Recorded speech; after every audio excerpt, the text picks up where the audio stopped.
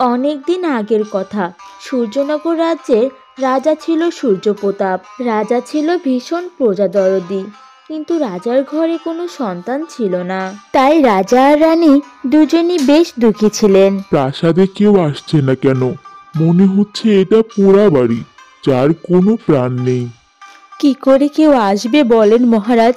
আমাদের কোল যে ফাঁকা, সন্তান নেই বলে কত বঞ্চনা সহ্য করতে হয়। কার এত সাহস যে আমার রানীকে কষ্ট দেয়? তার নাম বলো, আমি আজই তার গর্দান নিব। কয়জনের গর্দান নিয়ে কয়জনকেই বা চুপ করে রাখতে পারবেন মহারাজ? ওরা হয়তো ভয়ে সামনে কিছুই বলবে না, কিন্তু আড়ালে আড়ালে তো মুখ লুকিয়ে হাসবে। পূজারা ভাবে আপনার মুখ দেখলে তাদের অশুভ হবে, তাই ভোর থাকতে থাকতে মালি ঝাড়ুদার সবাই আগে আগে চলে যায়, আর অনেকেই তো কাজও ছেড়ে দিয়েছে। এসব কথা তুমি আমাকে আগে বলনি কেন? আপনি কষ্ট পাবেন মহারাজ, আর আপনি কষ্ট পেলে যে আমারও কষ্ট হয়। আর তাছাড়া সন্তান না হওয়ার দোষ তো আপনার একার নয়, আমিও সমান দোষী। ভেতরে চলুন মহারাজ, আপনার আহারের আয়োজন করেছি। তুমি যাও রানী, আমার কিছু ভালো লাগছে না। এসব কথা আমি শুনবো না মহারাজ। সময় মতো আহার না করলে আপনি যে অসুস্থ হয়ে যাবেন, আর আমি কিছুতেই এসব দেখতে পারবো না। আচ্ছা বেশ, তুমি যাও, আমি কিছুক্ষণ পরই আসছি। ঠিক আছে, আমি অপেক্ষা করছি মহারাজ, আপনি আসুন।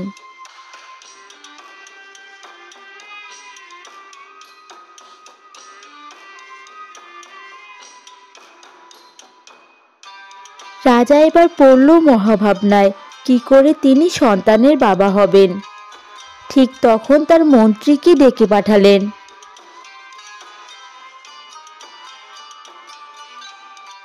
মহারাজের জয় হোক, মহারাজের জয় হোক। কোনো বিশেষ সংবাদ আছে মহারাজ? এভাবে এই সময় ডেকে পাঠালেন? তুমি কি জানো, প্রাসাদের ঝাড়ুদার থেকে দাসী সবাই ভোর থাকতে কাজ গুছিয়ে চলে যাচ্ছে। তারা আমার মুখ দর্শনও করতে চায় না, কারণ আমার কোনো সন্তান নেই বলে। অপরাধ ক্ষমা করবেন মহারাজ, ওরা আমাদের মূর্খ প্রজা। ওরা এখনো কুসংস্কার মেনে চলে। আপনি কিছু মনে করবেন না, উপরওয়ালা চাইলে কি না হয়। মন্ত্রীর কাজ তো মন্ত্রণা দেওয়া। তুমি কি পারো না আমার মাথায় এই আটকুড়া বদনাম ধুয়ে মুছে সাফ করে দিতে? মহারাজ, আপনি চাইলে আমি আপনার জন্য 7 সমুদ্র 13 নদী পার করে আসতে পারি, কিন্তু সন্তান এ তো বড়ই অমূল্য। আমি কেমন করে আপনাকে সন্তান এনে দিতে পারি মহারাজ? আমার রাজ্যে প্রজাদের ঘরে তো সন্তানের অভাব নেই। দেখো না, কেউ যদি আমাকে একটা সন্তান দান করে, তাহলে আমি তাদের আমার অর্ধেক রাজত্ব দান করব।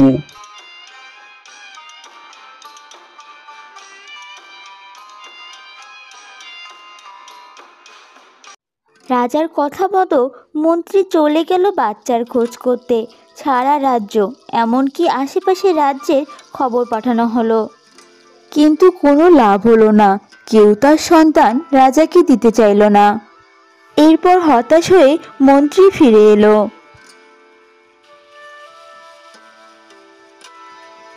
আমাকে ক্ষমা করবেন মহারাজ, আমি আপনাকে সন্তান এনে দিতে পারলাম না। প্রজারা বলল তারা তাদের সন্তানকে মেরে ফেলবে, তবু দান করবে না। আমি পারলাম না মহারাজ, আপনি আমাকে ক্ষমা করুন।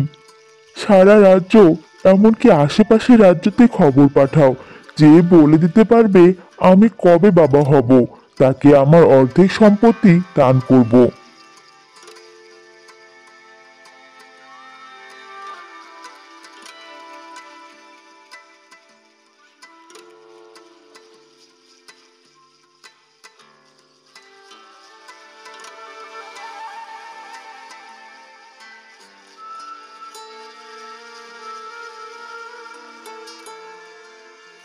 রাজার এমন ঘোষণাও কাজে দিল না।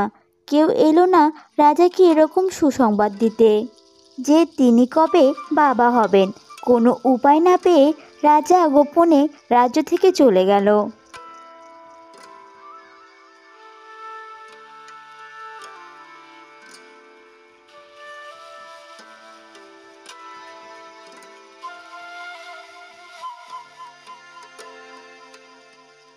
মহারাজকে ছলে বলে কৌশলে আমি এমন তৈরি করে রেখেছি যে আমি যা বলি মহারাজ তাই বিশ্বাস করে নেয়। বোকা রাজা বিদায় হয়েছে। এই কে আছিস? সারা প্রাসাদ গোলাপ জল দিয়ে ধুয়ে সুগন্ধ জ্বালিয়ে প্রাসাদকে শুদ্ধ করে নাও। এখন থেকে এই রাজ্যে আমার হুকুম চলবে। এই রাজ্য শাসন করবে মহারানী।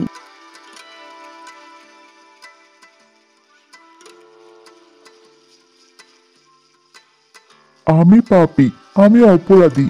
আমি কখনো আমার রানীকে সুখী করতে পারিনি। নারীর জীবনে সেরা উপহার হলো মা হওয়া, আর আমি সেই উপহার থেকে আমার রানীকে বঞ্চিত করেছি। আমার জীবনের কোনো মূল্য নেই। আমি বাকি জীবন এই বনেই কাটিয়ে দিব, তবুও আর রাজ্যে ফিরবো না। কে এই গভীর বনে কে কথা বলে? কার এত সাহস যে আমার ধ্যান ভঙ্গ করে? যে আমার ধ্যান ভঙ্গ করেছে তার সন্তান যেন শান্ত গাছ হয়ে যায়। আর কে তুমি? কাঁদছো কেন? কি চাই তোমার? আমি এক হতভাগ্য রাজা, প্রজাদের মুখে হাসি ফোটাতে পারিনি বলে এই বনের জীবন বেছে নিয়েছি। আমার কোনো সন্তান নেই বলে আমি এই বনের জীবন বেছে নিয়েছি। আর আপনি আমার সন্তানকে শান্ত গাছ হওয়ার অভিশাপ দিলেন বাবা। আমার কথা বিফলে যায় না। আমি দেখতে পাচ্ছি তোমার একটা ফুটফুটে মেয়ে হবে, কিন্তু তার জীবনে বড্ড বিপদ। কি করে সম্ভব সন্ন্যাসী বাবা? এত কিছু যেহেতু বললেনই, তাহলে আরেকটু বলে দিন, কি করলে আমি কন্যা সন্তানের পিতা হতে পারি? রাজা সূর্যপ্রতাপ, তোমার রাজ্যের ছোট্ট একটা গ্রামের নাম কাজল দিঘি। আর সেই গ্রামে বাস করে কাজল রেখা নামে একটা মেয়ে, যে চোখ মেললে সূর্য হাসে, যার হাসিতে ফুল ফোটে, আর পায়ের স্পর্শে রুক্ষ মাটিও বিছিয়ে দেয় নরম ঘাসের চাদর। তুমি যদি ওকে বিয়ে করো তাহলে তোমার ভাগ্য বদলে যাবে। কিন্তু সন্ন্যাসী বাবা, আমি তো বিবাহিত। আমি আবার বিবাহ করলে আমার মহারানী মনে অনেক আঘাত পাবে। তুমি রাজা হলেও বড্ড সরল। তোমার সাথে ওই কাজল রেখারই বিয়ে হবে, আর বিয়ের পর কাজল রেখাকে এই আঙ্গুরগুলো খেতে দিও। তোমাদের ভালো হবে। আর প্রাসাদে কিন্তু ওর অনেক শত্রু হবে, আর তোমাদের বাচ্চারও অনেক বিপদ হতে পারে, কারণ সৎ লোকের শত্রুর অভাব হয় না। বেশ, আমি ফিরে যাচ্ছি। তবে আপনার অভিশাপ ফিরিয়ে নিন সন্ন্যাসী বাবা। তীর একবার হাত ফুসকে পেরিয়ে গেলে যেমন তাকে আটকানো যায় না, ঠিক অভিশাপও তেমনি। তবে কি আমার কন্যা গাছ হয়ে জীবন কাটাবে? ওর কি মানব জীবন ফিরে পাওয়ার কোনো উপায় নেই?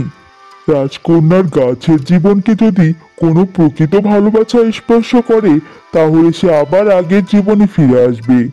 আপনাকে অনেক ধন্যবাদ সন্ন্যাসী বাবা। আমি তবে আবার ফিরে যাই।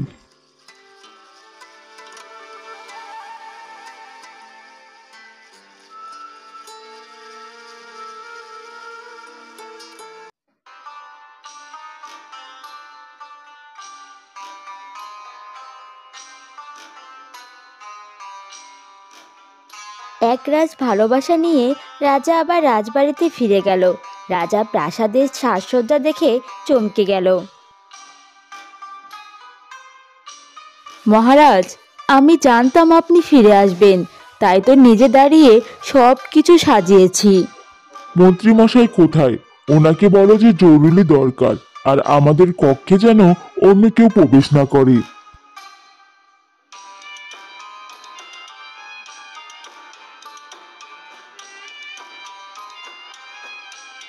এত আয়োজন, এত পরিকল্পনা করে আমি মহারাজকে বনে পাঠালাম। এমন কি ঘটলো যে উনি আবার ফিরে এলেন? আর কি এমন জরুরি কাজ আছে যে এত গোপনে করতে হবে? জানতেই হবে আমাকে সবটা।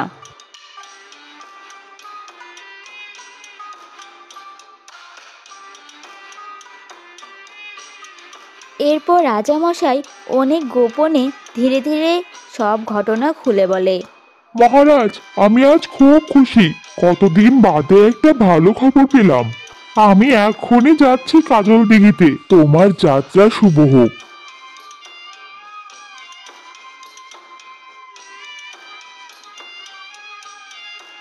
কোথায় যাচ্ছেন মন্ত্রী মশাই এত হন্তদন্ত হয়ে? রাজকার্যে।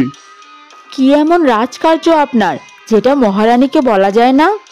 ক্ষমা করবেন মহারানী, দূত যখন গোপন খবর পাঠায় সেটা কেবল রাজা এবং মন্ত্রীর মধ্যেই গোপন থাকে। এরপর মন্ত্রী কাজল দিঘির উদ্দেশ্যে রওনা দেয়।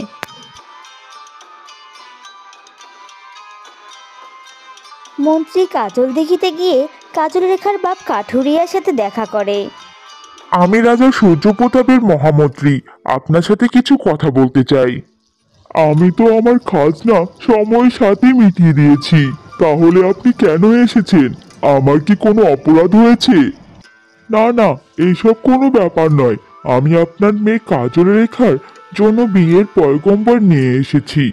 আপনার কোনো আপত্তি না থাকলে আমাদের মহারাজ আপনার মেয়েকে তার দুরানি করতে চান।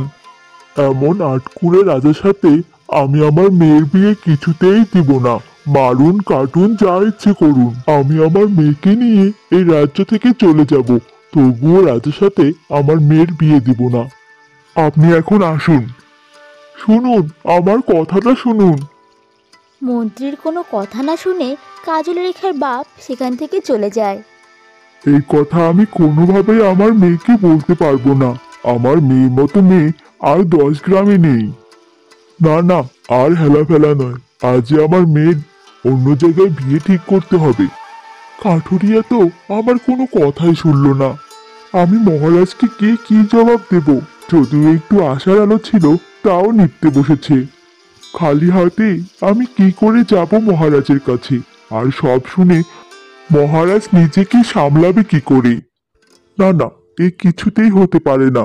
তাহলে আমি কি করব? একটা উপায় তো আমাদেরকে বের করতেই হবে, তা যে করেই হোক না কেন, হাল ছাড়া যাবে না। বন্ধুরা, তাহলে সন্ন্যাসীর অভিশাপের কি হবে? আর মহারাজ কি কখনো পিতা হতে পারবেন না? আর কাজল রেখা কি এই সব কথা জানতে পারবে? সেটা জানবো আমরা পরের পর্বে। আর আজকের ভিডিও কেমন লাগলো? ভালো লাগলে সাবস্ক্রাইব করে বেল বাটনে ক্লিক করে দিবেন। দেখা হচ্ছে পরের পর্বে। কত বঞ্চনা সহ্য করতে হয়। কার এত সাহস যে আমার রানীকে কষ্ট দেয়? তার নাম বলো, আমি আজই তার গর্দান। কি বাবা, আমি তো বিবাহিত।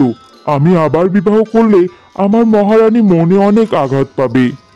তুমি রাজা হলেও বড্ড সরল। কাজল রেখার বাপ কাঠুরিয়ার সাথে দেখা করে। আমি রাজা সূর্যপ্রতাপের মহামন্ত্রী, আপনার সাথে কিছু কথা বলতে চাই।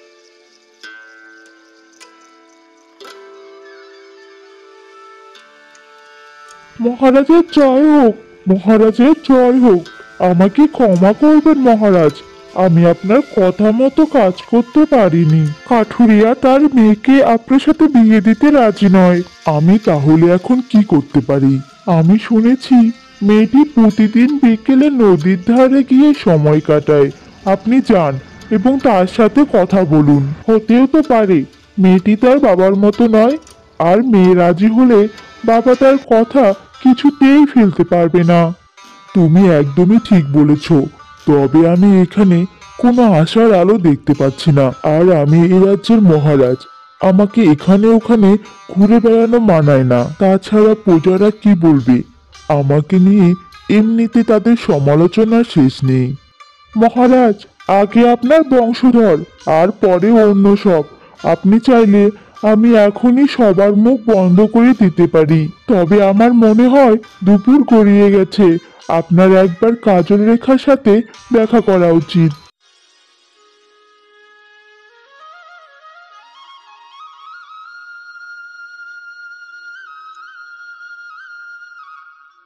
গৃহস্থের কল্যাণ হোক।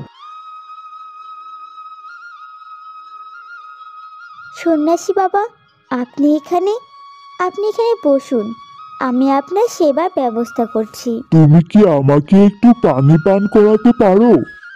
জি সন্ন্যাসী বাবা, আপনি এখানে একটু বসুন। আমি এক্ষুনি আপনার জন্য পানি নিয়ে আসছি। এই নিন বাবা। রাজরানী হও মা, তোমার গুণে মুগ্ধ হলাম আমি। দুঃখ সব ঘুচে যাক তোমার। এ কি আশীর্বাদ করলেন বাবা, এটা তো হওয়ার নয়। বিধির বিধান, আমরা সাধারণ মানুষেরা কি জানি। আপনি আপনার কথা ফিরিয়ে নিন বাবা। আমি কিছুতেই ওই আটকুড়ে রাজার সাথে আমার মেয়ের বিয়ে দিব না, তাতে যদি আমার প্রাণও চলে যায় তা যাক। রাজা আটকুরে তো কি হয়েছে, তোমার মেয়ে যে এক নয়, দুটো কন্যা সন্তানের জন্ম দিবে। কিন্তু এটা কি করে সম্ভব? আমি সামান্য কাঠুরিয়া, আর মহারাজ তো মহান। বিধির বিধান বদলানোর সাধ্য যে আমাদের কারো নেই। এই বলে সন্ন্যাসী বাবা সেখান থেকে চলে যায়। বাবা, তোমাকে এত অস্থির দেখাচ্ছে কেন? কি হয়েছে? মা রে, আমার অভাবের সংসার হলেও আমি তোকে কখনো কষ্ট পেতে দেইনি। আজ রাজার মন্ত্রী এসেছিল তোর সাথে মহারাজার বিয়ের কথা বলতে, আর আমি বাবা হয়ে কিভাবে তোকে এই অপাত্রে দান করি? সব মেয়েরাই তো মা হতে চায়। আমি কিভাবে তোর এই আশা গলা চিপে হত্যা করব মা? কি যে বলো বাবা, ভাগ্যের লিখন কি আর খণ্ডন করা যায়? রাজা মহারাজরা চিরকাল যা চেয়েছে তাই হয়েছে। আমরা অতি সাধারণ মানুষ, জলে বাস করে কি কুমিরের সাথে যুদ্ধ করা যায়? তুমি এসব নিয়ে ভেবো না বাবা, যা হবে তা দেখা যাবে। মাথার উপর তো সৃষ্টিকর্তা আছেন। তুমি এখানে বসো বাবা, আমি তোমার জন্য খাবার নিয়ে আসছি।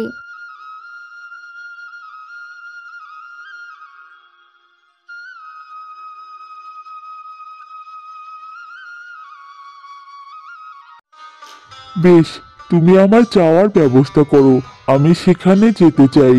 মহারাজ, আমি ইতিমধ্যে সমস্ত রকমের ব্যবস্থা করে রেখেছি, আপনি রওনা হন।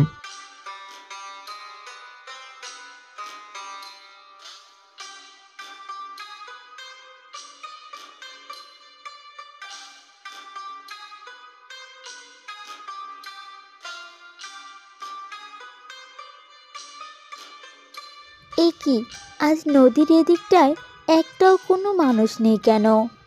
আহা, কি মিষ্টি বাতাস! নদীর পাড়ে এলে মনটা একদম শান্ত হয়ে যায়। আকাশটা কি বড্ড কাছে মনে হয়।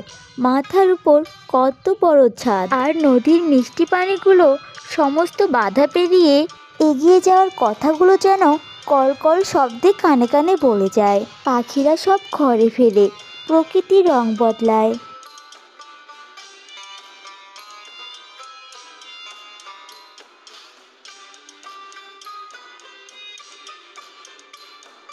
মহারাজ, আপনার খাবার প্রস্তুত।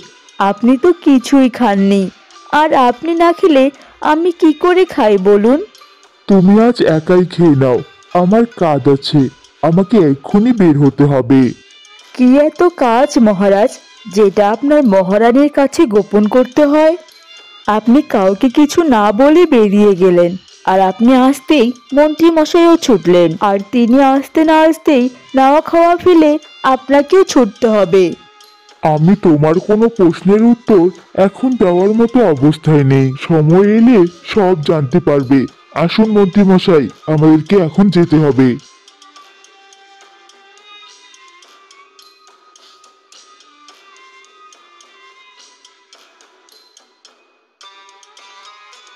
এত বড় সাহস মহারাজের কেমন করে হয়? আগে তো আমার কথাই শেষ কথা ছিল, তবে এখন কি এমন হলো? আমাকে জানতে হবে। সব কিছু আমি আমার হাতের মুঠোয় বন্দি করব। আমি কিছুতেই রাজাকে ওর আর স্বাদ পেতে দেব না। বিধির বিধানে এবার একসাথে হবে রাজ্য ঠোক, কেউ আটকাতে পারবে না।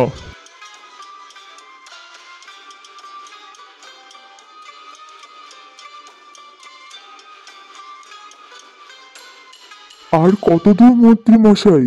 যা হওয়ার আজ হবে। আমি আমার বংশ রক্ষার জন্য শেষ পর্যন্ত যুদ্ধ করে যাব। ওই তো দূরে দেখতে পাচ্ছেন, ওটাই কাজল রেখা। আপনি যান মহারাজ, কথা বলুন, আমি এখানে দাঁড়িয়ে অপেক্ষা করছি। আর একটা কথা মহারাজ, সব কথা গোপন রাখাই ভালো হবে। আর মহারানীকে এক্ষুনি জানানো আমি ভালো মনে করছি না। আর বাকিটা আপনার ইচ্ছা। মহারাজ মন্ত্রীর কথার কোনো উত্তর না দিয়ে কাজল রেখার দিকে এগিয়ে গেল।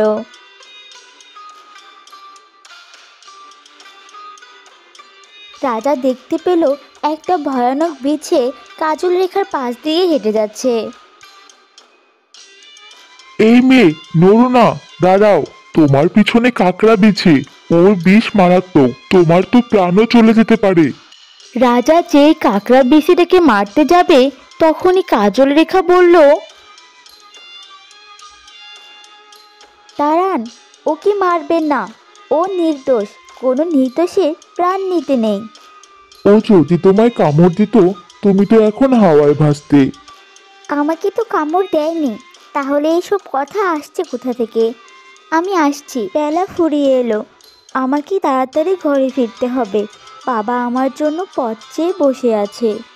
আমি তোমাকে কিছু বলতে চাই। আপনি বললে যে আমাকে শুনতে হবে, ব্যাপারটা এমন নাও হতে পারে। কাজল রেখা, সন্ন্যাসী বাবা আমাকে বলেছে একমাত্র তুমি যে আমাকে সন্তানের সুখ দিতে পারো। আমি বড় আশা নিয়ে তোমার কাছে এসেছি। আমার রাজ্যের ভবিষ্যৎ তোমার হাতে, আমাকে তুমি ফিরিয়ে দিও না। সামান্য কাঠুরিয়ার কন্যা, সে বদলে দিবে কিনা আপনার ভাগ্য? মহারাজ, আপনি বড্ড সরল, সবাই আপনার মতো ভাবে না। আর সামান্য কাঠুরিয়ার মেয়ে হয়ে আমার রাজরানী হওয়ার বিলাসিতা মানায় না। পিছে লোকে হাসবে আর আমার কপালে জুটবে লোভীর তোকমা, সেটা মোটেও শোভনীয় নয়। মহারাজ, ছেঁড়া কাঁথায় শুয়ে চাঁদ ছোঁয়ার ইচ্ছা আমার নেই। মহারাজ বলে কি আমি মানুষ নই কাজল রেখা, নাকি আমার মন নেই? মহারাজ, প্রাসাদে আপনার সুন্দরী রানী আছে, আর আপনি চাইলে যে কোনো রাজ্যের রাজকন্যা, কম করে জমিদার কন্যারাও আপনাকে বিয়ে করার জন্য লুটিয়ে পড়বে। কিন্তু আমি তো সাধারণ একটা মেয়ে। আমাদের মতো মেয়েদের বিয়ে মানে অনেক স্বপ্ন, আর স্বামী মানে পরম আপনজন, যার ভাগ কাউকে দেওয়া যায় না। সেখানে আমি একটা মেয়ে হয়ে আরেকটা মেয়ের স্বামীকে কিভাবে কেড়ে নিব? এটা তো বড় স্বার্থপরের মতো কাজ হবে মহারাজ। যদি মহারানী তোমাকে বলে আমাকে বিয়ে করার জন্য, তবে কি তুমি রাজি হবে? আপনাকে ফিরিয়ে দেওয়ার সাধ্য যে আমার নেই। তবে হ্যাঁ, আমার বাবা যেটা বলবে সেটাই হবে। আর মহারানী এমন কথায় কিছুতেই রাজি হবে না মহারাজ। তুমি মহারানীকে চেনো না, তাই এমন কথা বলছো। আচ্ছা বেশ, কাল মহারানীর নিজে আসবে আর তোমার বাবাকে রাজি করাবে। তুমি মিলিয়ে নিও। আমি আসি মহারাজ, আমাকে এখন যেতে হবে।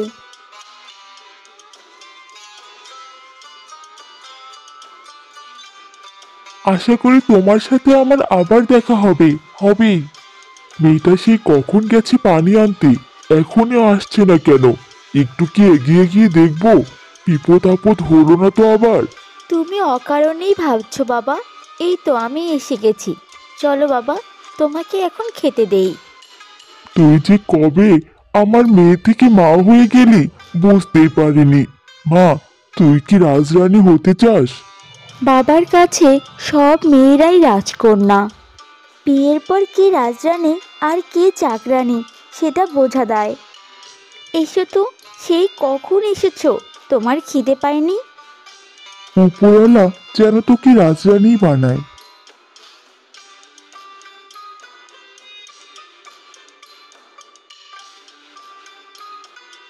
কি হলো মহারাজ, কাজল রেখা কি আপনার প্রস্তাবে রাজি হয়েছে? মেয়েটা যেমন দেখতে সুন্দর তেমনি বুদ্ধিমতী। মনে মনে হয়তো আমি এতদিন এমনই একজনের খোঁজ করেছি। মহারাজ, আমাদের এখন ফিরতে হবে। কাজল রেখা আমাকে একটা শর্ত দিয়েছে, আর আমি সেটাতে হ্যাঁ বলে দিয়েছি। কিন্তু মহারানী কি আসতে রাজি হবে? অবশ্য কাজল রেখার কথাতেও যুক্তি আছে। মহারানী কি এই কাজল দিঘিতে আসতে রাজি হবেন? কি করে মহারানীকে এখানে আসতে রাজি করাবো একটু ভাবো। তুমি তো মন্ত্রী, মহারাজকে মন্ত্রণা দেওয়াই তোমার কাজ। মহারাজ, আমার মনে হয় আপনি মহারানীকে সবকিছু খুলে বলুন। তিনি আপনাকে বোঝেন। আশা করি তার কোনো আপত্তি থাকবে না। চলো মন্ত্রী, এখন প্রাসাদে ফেরা যাক। মহারানী হয়তোবা আমাদের জন্য অপেক্ষা করছে। আর এদিকে কাজল রেখার কাছে সদুত্তর না পেয়েও বা কিভাবে যাই। তো বন্ধুরা, এবার কি হবে? মহারানী কি রাজি হবে মহারাজের দ্বিতীয় বিয়ের জন্য? আর কাজল রেখা, সে কি করবে? বিধির বিধান কি সত্যি হবে? সেটা জানবো আমরা পরের পর্বে। আর আজকের ভিডিওটি ভালো লাগলে সাবস্ক্রাইব করে বেল আইকনে ক্লিক করে দিও।